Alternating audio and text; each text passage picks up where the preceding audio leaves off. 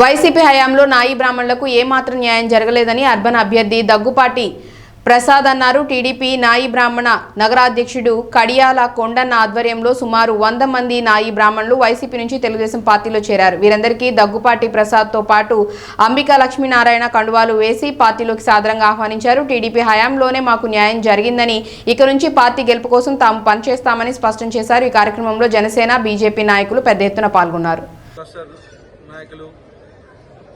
Unit ఇన్ఛార్జీలు, booth ఇన్ఛార్జీలు అంతా ఇక్కడికి విచ్చేయడం జరిగింది.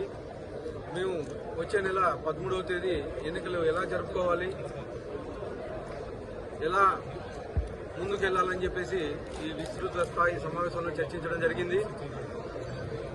దానిలో భాగంగా ఈరోజు ఇక్కడ అనంతపురం నియోజకవర్గంలో ఈ కార్యక్రమం ఏర్పాటు చేయడం జరిగింది. ముఖ్యంగా వచ్చే ఎలక్షన్స్లో వైసీపీ నాయకులు దౌర్జన్యాలకు దిగుతారని, ఇంకా ఇతరితర కార్యక్రమాలు చేపడతారని చెప్పేసి బయటికి చెప్తా ఉన్నారు. అది ఖచ్చితంగా మేము జరగనీయకుండా అడ్డుకొని సవ్యంగా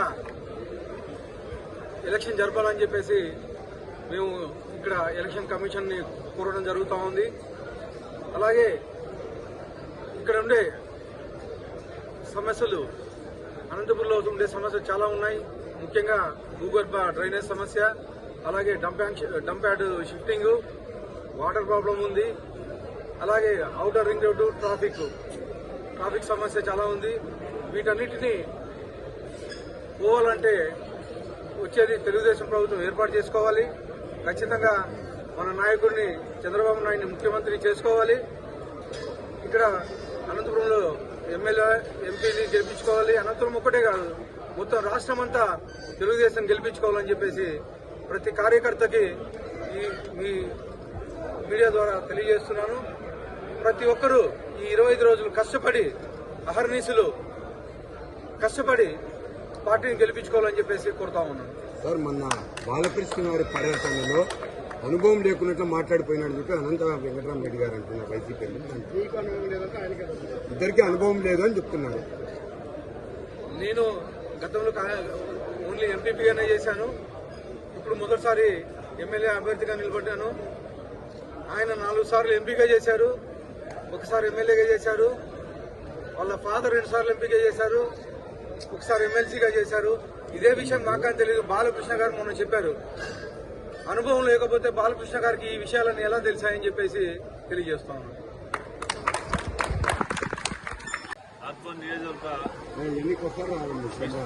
సమావేశం పరిశీలకులు రమణారెడ్డి గారి ఆధ్వర్యంలో ఈరోజు ముఖ్య అతిథులుగా అనంతపురం శాసనసభ అభ్యర్థి దగ్గుపాటి ప్రసాద్ గారు, అదేవిధంగా క్లస్టర్స్ యూనిట్లు, అదేవిధంగా బూత్ ఇన్ఛార్జ్తో పాటు బీజేపీ, జనసేన, తెలుగుదేశం పార్టీ నాయకులందరూ ఆధ్వర్యంలో సమావేశం జరిగింది.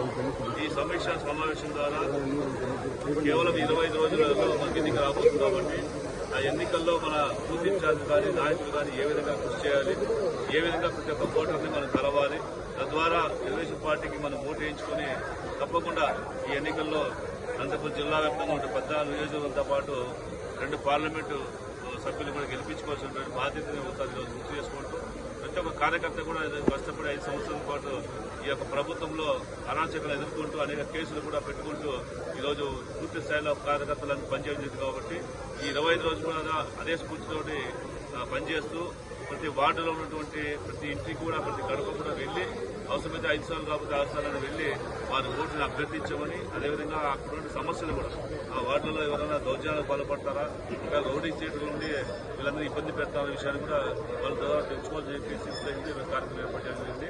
అన్ని కూడా విషయాలు మేము మొత్తం చర్చించడం జరిగింది. ప్రతి ఒక్కరు కూడా ఈరోజు సైనికులుగా పనిచేయడం సిద్ధంగా ఉన్నారు. కాబట్టి ఖచ్చితంగా అనంతపురం నగరంతో పాటు అన్ని నియోజకవర్గాలు కూడా మేము తెలుసుకుంటున్నాం. ప్రత్యేకించి అనంతపురం నగరంలో అనేక సమస్యలు ఈరోజు మనకి వెంటాడుతున్నాయి. ఈ నగరంలో ఉన్నటువంటి ఎమ్మెల్యే ఉన్నటువంటి అనంత వెంకటరామరెడ్డి గారు గత 5 సంవత్సరాల కాలంలో ఇక్కడ చేసింది శూన్యం అనే విషయాన్ని ప్రజలందరూ కూడా అక్కడ చెప్తున్నారు. ఎందుకంటే ప్రధానంగా ఇక్కడ నడిమంక ప్రాంతంలో గతంలో వరదలు వచ్చినప్పుడు నీట మునిగి ఆర్థికమైనటువంటి ఇబ్బందులు, అదేవిధంగా ప్రాణ నష్టం జరిగింది. కాబట్టి ఆ ప్రాంతంలో రిటైనింగ్ వాల్ తెలుగుదేశం పార్టీ హయాంలో మొదలుపెట్టిన రిటైనింగ్ వాల్ కూడా పూర్తి ఇప్పటికీ అలాగే వదిలేశారు కాబట్టి అలా సమస్యలతో పాటు ప్రధానంగా అనంతపురం నగరంలో ఈరోజు మనకి అండర్ గ్రౌండ్ డ్రైనేజ్ కావాల్సిన అవసరం ఉంది కాబట్టి వాటి విషయం కూడా మేము ప్రభుత్వం తరఫున మేము పోరాటం చేస్తామని చెప్పి చెప్పడం జరిగింది.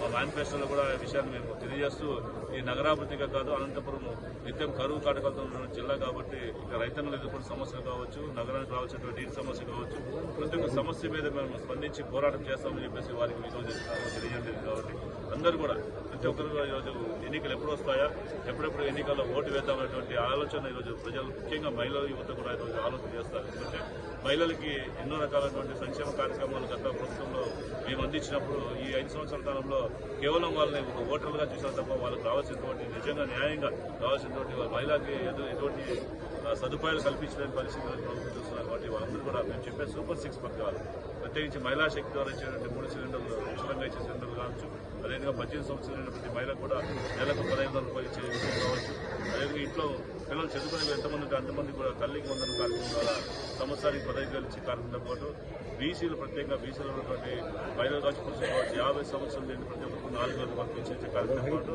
అవ్వాతాతలకు వచ్చే నెల నుంచి 4,000 రూపాయలు పెంచే కార్యక్రమంతో పాటు బీసీల కోసం రక్షణ చట్టం. ఎందుకంటే బీసీలు చూసాం ఈ 5 సంవత్సరాల కాలంలో విభిన్న దౌర్జన్యం చేసి నాయకులు మా పెద్ద నాయకులు కూడా తీసుకుపోయి అరెస్ట్ చేసి జైలుకు మగ్గిన పరిస్థితి చేశారు. కాబట్టి ఈరోజు ఖచ్చితంగా బీసీలు కూడా రక్షించడం కావాలి, రక్షించడం తీసుకురావడం జరుగుతూ ఉంది. అదేవిధంగా ప్రత్యేకంగా లోకేష్ గారు యువకుల పాదయాత్ర ద్వారా ఈ రాష్ట్ర వ్యాప్తంగా పర్యటన చేసి యువత నిరుపేదైపోతున్నారు, వాళ్ళ ఉద్యోగాలు చాలా కష్టపడుతున్నారు, ఇబ్బంది పడుతున్నారు ఉద్దేశంతో ఈ 5 సంవత్సరాల కాలంలో 20 లక్షల ఉద్యోగాలు ఇచ్చేటువంటి కార్యక్రమంలో చెప్పేసి ప్రజలు చెప్పడం జరుగుతూ ఉంది.